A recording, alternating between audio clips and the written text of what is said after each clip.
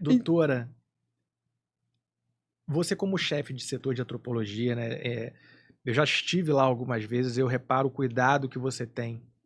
Você falou da quantidade de material que a gente tem, né? Material mesmo, humano, restos cadavéricos ali, a gente percebe um cuidado, um zelo, um carinho, um brilho no olhar, uma forma diferente de falar sobre aquela... Ah, chega, já tô vendo ali. Não, eu ia falar que tem gente, né? Já tem gente lá que tá batizada. Tem a caveirinha lá que tá batizada. Tem. Eu conheço eles pelos nomes. Tem nomes. Assim, eu quero que... Fala mais sobre isso Esses pra dias gente. eu cheguei lá num caso que eu acabei de terminar, eu tinha deixado a pessoa separadinha lá, né? É uma situação peculiar, porque eu fiquei em contato com a mãe e, cara, eu como mãe ter que falar com outra mãe que encontrei o filho dela é muito difícil. Tenso. E eu deixei tudo separado. Quando eu cheguei lá e não vi, eu saí perguntando, alguém viu o fulano? Mas quem é? Eu falei assim, gente, fulano. que eu deixei aqui.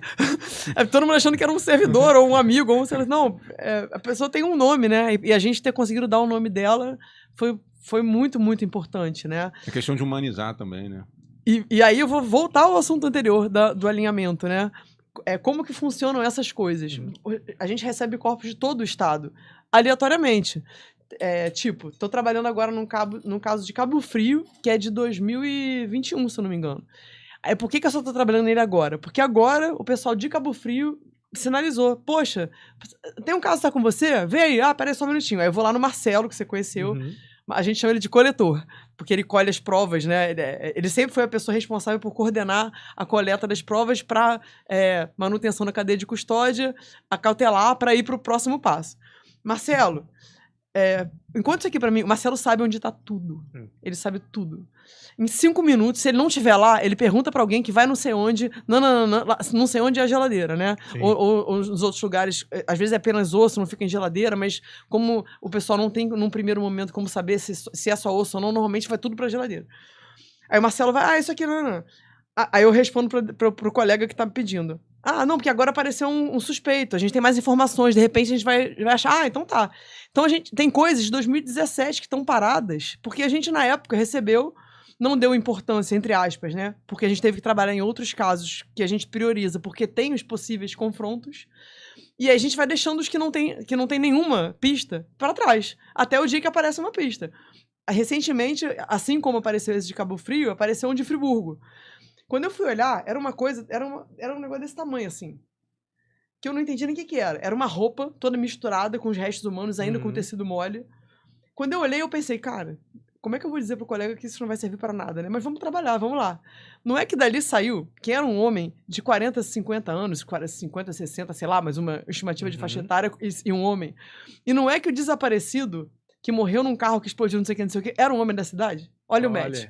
Aí, nesse caso, eu não consigo dizer que é o fulano. Mas, já que teve essa série de coincidências, então chama um parente para colher material para DNA. Isso. Se não for assim, a gente não consegue trabalhar com DNA. Entendeu? Não consegue. Porque é muita gente desaparecida e muita gente procurando gente. Se você for fazer isso, uma análise combinatória, nunca isso vai acabar. Então tem que ter um filtro. O caso recente, lindo, que a gente trabalhou. 2 pessoas desaparecidas, possível cemitério de milícia, essas coisas, etc e tal. 2 corpos, aí chegaram pra gente no plantão normal comum. O perito legista do plantão comum, quando ele vê que não tem mais víscera na pessoa, é o nosso padrão para mandar para antropologia. Então ele faz uma análise sumária, coloca no laudo rapidamente o que ele viu e vai para antropologia. Aí ele vai no sistema, envia pra gente, porque a antropologia é um exame subsidiário, né, como um toxicológico.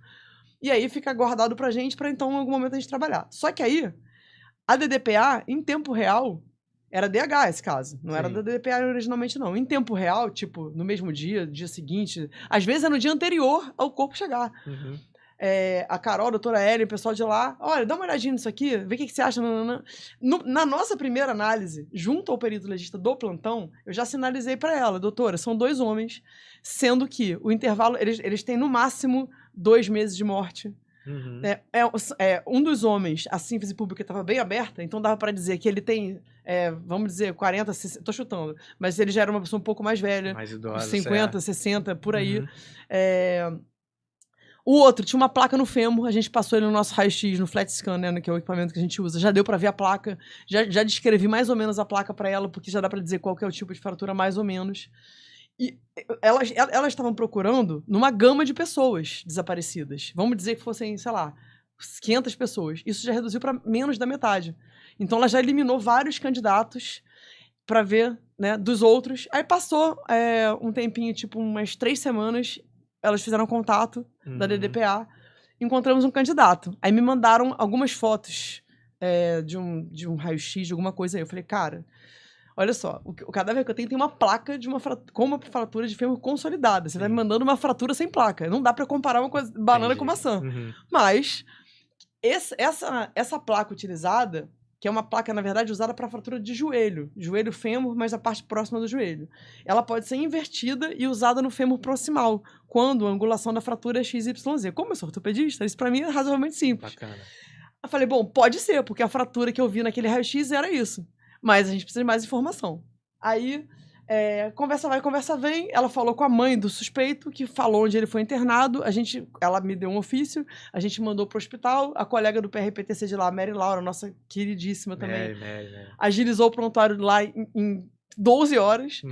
E aí as coisas foram acontecendo. Aí eu descobri que esse menino teve uma fratura no cotovelo, só que o meu cadáver não tinha essa placa, mas ele tinha uma fratura consolidada que até então eu nem tinha percebido. Porque no meio de um monte de coisa ali você não vê. E aí você vai trabalhando nisso. A gente trabalhou quase um mês em tudo isso, né? Pra ficar só com o osso todo limpo, pra radiografar, pra comparar prontuário, não sei o quê. E as coisas foram aparecendo. Entendeu o tempo? Entendeu? Um mês em um caso, né? Isso. É assim, trabalhando exaustivamente, trabalhando incansavelmente. E tem coisas que você começa no dia... Tipo, tirar os tecidos moles da pessoa. Você começa num dia, você vai terminar isso 15 dias depois, porque é um processo. Não é assim, você bota no incinerador e os músculos desaparecem. É um processo que precisa de equipamentos. De equipamentos que a gente tem um equipamento que a gente necessita. Que equipamento é esse? Que a gente trabalha por vez. Fala pra gente. Chama panela de cocção. A gente coloca pessoas ali para cozinhar. A gente precisa tirar músculos para ficar só em ossos. Para soltar. Ela não pode sair cozinhando, senão fica uma carne assada e também não serve pra gente, ela tem que soltar. A gente tem uma pessoa que controla essa panela, que é o Ruben, nosso técnico, querido. Sem ele também seria muito difícil. E ele tem que ir lá todo dia, ver se tá secando, se tem que botar mais água, se tem que isso, tem aquilo. O processo é lento, artesanal, né? artesanal. Nossa. A gente pode fazer isso com outras formas, tipo micro-organismos, fauna cadavérica que deterioram-se rápido. Mas aí a gente precisa que a entomologia crie esses bichinhos para colocar nos cadáveres. Tem que ter muito espaço.